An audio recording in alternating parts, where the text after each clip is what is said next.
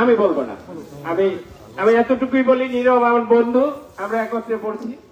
আমার আজকে বেশি কষ্ট হয়, আমরা সবাই চলে যাব, কিন্তু ওর ছেলেটার জন্য বেশি কষ্ট হয়।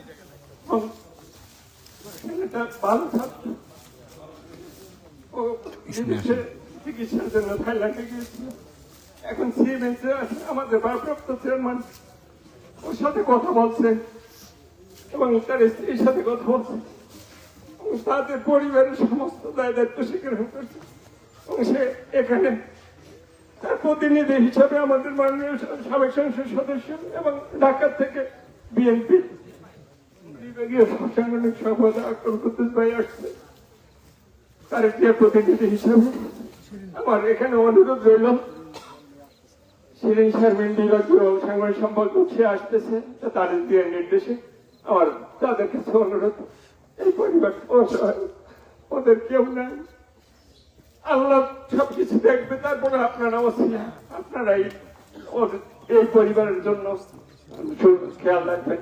আমি এখন তিনজন ইকবাল ভাই পরিবার পক্ষ থেকে শেষে দেখি, এখন আপনাদের সম্মুখে কিছু বলার জন্য আমি অনুরোধ করছি জামাত ইসলামের বাংলাদেশের এমপি প্রার্থী জনাব ডক্টর শফিকুল ইসলাম মাসুদ সাহেব কিছু বলার জন্য অনুরোধ করছি।